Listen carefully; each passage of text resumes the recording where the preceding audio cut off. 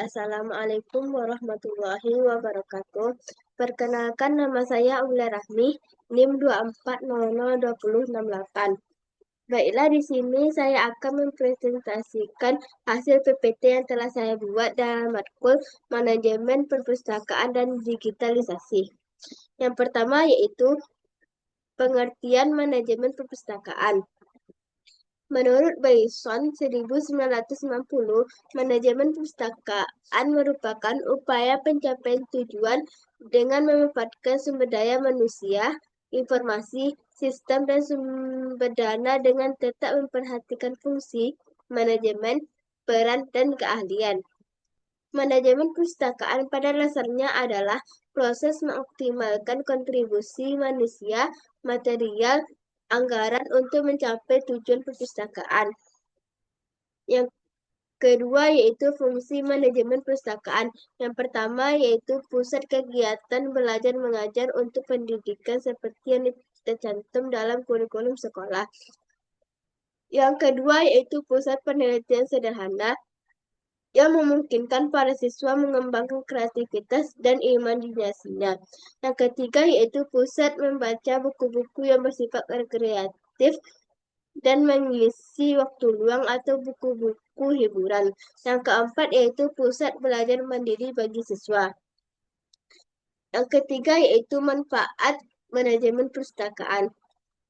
Perpustakaan sekolah dapat menimbulkan kecintaan murid-murid terhadap membaca. Yang kedua yaitu perpustakaan sekolah dapat memperkaya pengalaman belajar murid-murid. Yang ketiga yaitu perpustakaan sekolah dapat menambah kebiasaan belajar mandiri yang akhirnya murid-murid mampu belajar mandiri. Selanjutnya yaitu jenis-jenis bahan pustaka. Yang pertama yaitu buku pelajaran.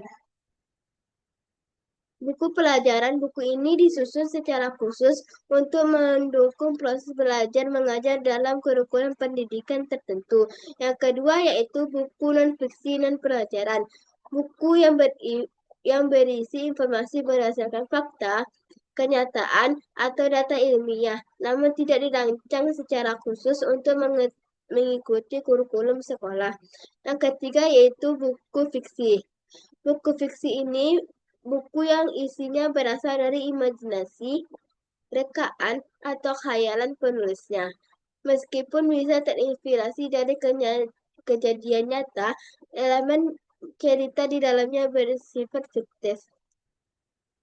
Yang keempat yaitu buku referensi. Buku ini dirancang untuk memberikan informasi singkat, padat, dan cepat tentang subjek tertentu.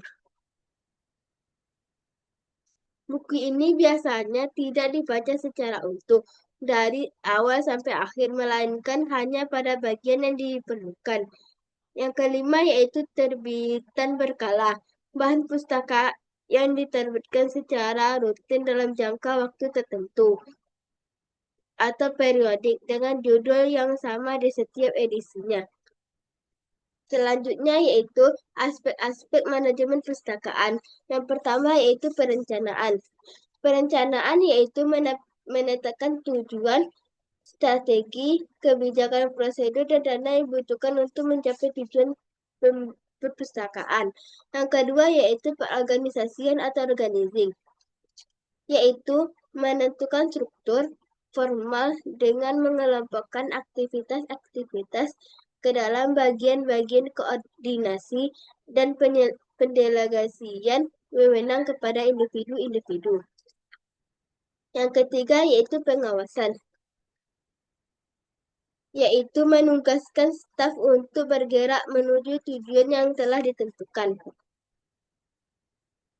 Selanjutnya yaitu sejarah perpustakaan. Sejarah perpustakaan ini bermula dari tradisi menulis, maka berbagai peristiwa di mana saja lalu dapat diketahui di masa kini. Tradisi menulis menjadi jalan untuk mentransfer ilmu pengetahuan. Tradisi menulis pada akhirnya memunculkan adanya perpustakaan. Para ahli telah menemukan bukti bahwa perpustakaan pertama kali di dunia berada di Mesir kuno, di mana koleksi dari perpustakaan Mesir kuno ini berupa tablet tanah liat dan papirus. Selanjutnya yaitu hukum dasar manajemen perpustakaan. Yang pertama yaitu Undang-Undang Nomor 43 Tahun 2007. Yang pasal ini menegaskan bahwa seluruh warga negara Indonesia berhak mendapatkan layanan perpustakaan. Yang kedua yaitu Permendiknas Nomor 24 Tahun 2007. Setiap sekolah dasar wajib memenuhi standar sarana dan prasarana perpustakaan. Yang ketiga yaitu Peraturan Menteri Pendidikan Sekolah.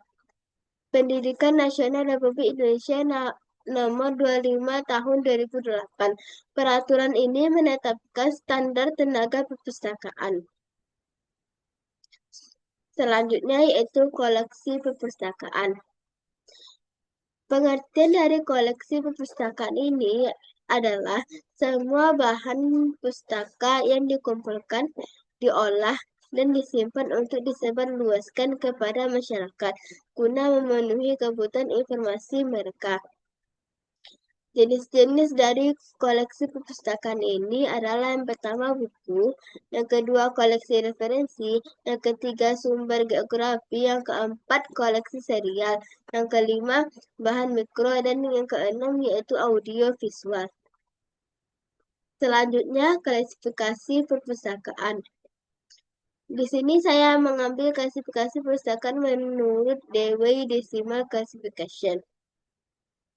Menurut Dewey Decimal, klasifikasi merupakan proses pengumpulan, pengelompokan benda atau entitas yang sama dan menyeleksi yang berbeda. Menggunakan sistem DDC karena perpustakaan sekolah masuk pada perpustakaan umum dan DDC atau klasifikasi persepulan Dewey termasuk sistem. Selanjutnya yaitu katalogisasi perpustakaan. Pengertian dari katalogisasi perpustakaan ini yaitu daftar bahan pustaka baik berupa buku maupun non-buku seperti majalah, surat kabar, mikrofilm, slide, dan lain-lain yang dimiliki dan tersimpan pada suatu atau sekelompok perpustakaan. Tujuan dari katalogisasi ini yaitu yang pertama, memberikan kemudahan kepada seseorang untuk menemukan bahan pustaka yang telah diketahui pengarang, judul, atau subjeknya secara tepat, cepat, dan akurat.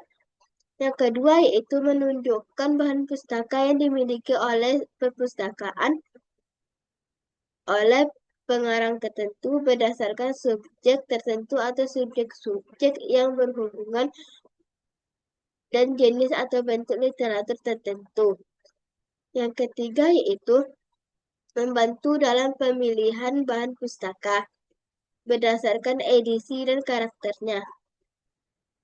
Sastra atau berdasarkan topik.